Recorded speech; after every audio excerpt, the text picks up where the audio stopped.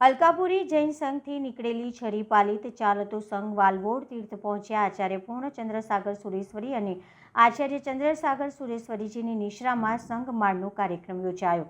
કાર્તિક સુદ પૂનમના દિવસે આચાર્ય પૂર્ણચંદ્ર સાગર સુરેશ્વરી મહારાજની નિશ્રામાં અલકાપુરી જૈન સંઘ ગાય સર્કલથી 4 દિવસ સાધુ સાધ્વી ભગવંતો સહિત ચતુર્વિધ સંઘનો વાલવોડ તીર્થનો છરી પાલિત જૈન સંઘ આજે સવારે વાલવોડ ખાતે શ્રી ચંદ્રમણી તીર્થમાં વાજતે ગાજતે પ્રવેશ કર્યો હતો, જેમાં બગી ભગવાનનો રથ અને આનંદ સાગર મહારાજની મૂર્તિએ નગરમાં ભારે આકર્ષણ જમાવ્યું હતું. ત્યારબાદ આચાર્ય પૂર્ણચંદ્ર સાગર સુરેશ્વરી મહારાજ ભગવાનની વિધિ વિધાન સાથે નાણ માંડી સમૂહસ્તરણમાં ચૌમુખી ભગવાનની સમક્ષ તીર્થમાળની વિધિ કરી હતી અને તીર્થમાળની ઊંચી બોલીઓ બોલાવવામાં આવી હતી.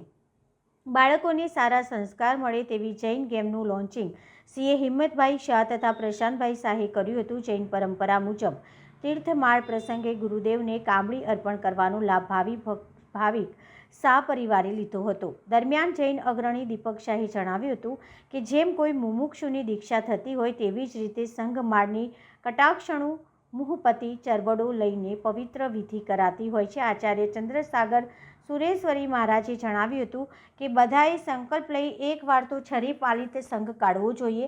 આજના તીર્થમાળના કાર્યક્રમમાં વડોદરાથી 200 તથા ખાનગી વાહનો લઈને સેંકડોની સંખ્યામાં ભાવિ ભક્તો ઉમટી પડ્યા હતા, એમ જૈન અગ્રણી દીપક શાહે જણાવ્યું હતું. આજે વાલવોડ તીર્થ ખાતે છરી પાલિત સંઘ જે અલકાપુરી શ્રી સંઘમાં બિરાજમાન આચાર્ય પૂર્ણચંદ્ર સાગર સુરેશ્વરજી મહારાજની નિશ્રામાં નીકળ્યો હતો, એ ચાલતો સંઘ આજે અહીંયા વાલવોડ તીર્થમાં આવ્યો. સંઘનો તીર્થમાળનો કાર્યક્રમ હતો. આપણી સાથે સમસ્તના મહામંત્રી એવા ઉરેશભાઈ કોઠારી છે, જૈન અગ્રણી અને જૈન સંગીતકાર એવા જયેશભાઈ છે, ગિરીશભાઈ છે, બધા મહાનુભાવો છે. આપણે જયેશભાઈને પૂછીએ તીર્થમાળનો મતલબ શું થાય અને એનું શું મહત્વ શાસ્ત્રમાં દર્શાવ્યું છે.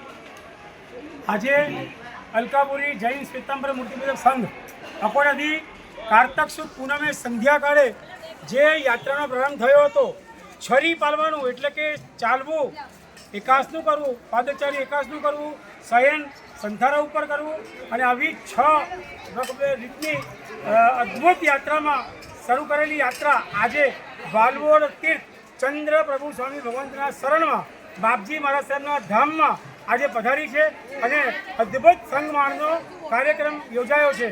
25 થી 27 માળ જે પહેલા અભિદાન થઈ છે. ગુરુ ભગવંત આચાર્ય ભગવંત પૂર્ણચંદ્ર સાગર સુરેશ્વરી મહારાજની નિશ્રામાં જય જયકાર સાથે આ મુક્તિની માળા છે કે જે ચાલતા સંઘ ચાલવું અને યાત્રા કરવી એવા સ્વરૂપે આ સંઘમાળ મોક્ષમાળ કહેવામાં આવે છે. ઉદ્યાનમાં પણ મોક્ષમાળ પહેરવામાં આવે, આવા છરી પાલતમાં પણ મોક્ષમાળ પહેરવામાં આવે એવી મોક્ષમાળનો સરસ મજાનો કાર્યક્રમ આજે યોજાયો છે અને એમાં 150 યાત્રિકો જોડાયા છે.